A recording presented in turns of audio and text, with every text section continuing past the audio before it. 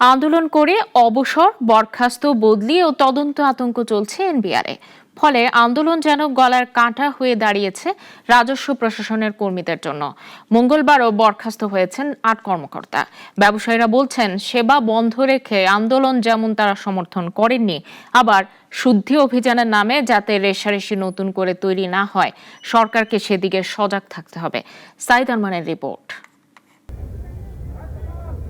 প্রায় ২ মাস আন্দোলন করে রাজস্ব প্রশাসনের কর্মীরা। পৃথিবীতে এমন আন্দোলনের নজির নেই বললেই চলে।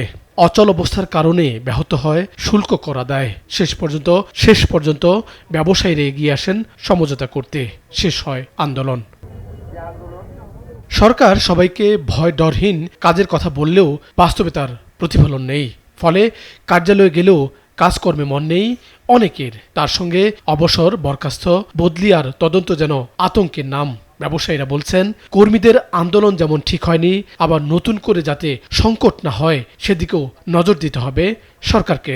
স্ট্রাইক উইথড্র হওয়ার পর থেকেই ব্যবস্থা নিয়েছেন। এটার কনসার্ন আমরা সরকারকে জানিয়েছি এবং দিনের শেষে যিনি মন্ত্রণালয় প্রধান, ওনাকেই সিদ্ধান্ত নিতে হবে। এনবিআর এর চেয়ারম্যান সাহেবকে সিদ্ধান্ত নিতে হবে কি করলে এনবিআর, অর্থ মন্ত্রণালয়ের বিভিন্ন উইং ভালোভাবে চলবে, এই সিদ্ধান্ত ওনারা নেবেন। জবাবদিহিতাও ওনারা করবেন। আমাদের কাজ হলো, আমাদের বক্তব্য হচ্ছে যেন যে ডে টু ডে বিজনেস যেন ক্ষতিগ্রস্ত না হয়, আমাদের উদ্যোক্তারা যেন ক্ষতিগ্রস্ত না হয়। আন্দোলন থেকে কাজে ফিরে বেশ কিছু কর্মী চেয়ারম্যানের কাছে ক্ষমা চান। তবে একই সঙ্গে চলছে ব্যবস্থা গ্রহণ। মঙ্গলবারও ৮ কর্মকর্তাকে বরখাস্ত করা হয়েছে। সব মিলিয়ে বড় সংখ্যক কর্মীর পরিণতি অবসর আর বরখাস্ত। আর অন্তত ১৫ জনের বেশি কর্মকর্তার সম্পদ দুর্নীতি খতিয়ে দেখছে দুর্নীতি দমন কমিশন। সরকার যদি মনে করে ওদের আন্দোলনের কিছু কিছু যদি সত্যিকারে তাদের যদি মনে করে যে এই আন্দোলন কিংবা এই যুক্তিটা তারা যদি মনে করে অ্যাকসেপ্ট করতে পারে, করে নিলে আমি মনে করি বেটার হবে।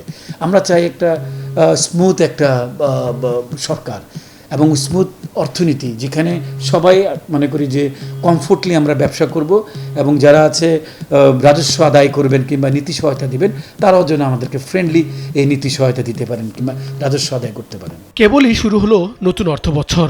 অনেকেই বলছে এনবিআর এর পরিস্থিতি দুই দিকে সংকটের মতো। আন্দোলনকারীদের বার্তা দিতে যেমন ব্যবস্থা দরকার, আবার সমঝোতায় যেহেতু আন্দোলন শেষ হয়, তাই তড়িঘড়ি ব্যবস্থা গ্রহণও নতুন সংকট তৈরি করছে। সাইদ আরমান, নাগরিক, ঢাকা।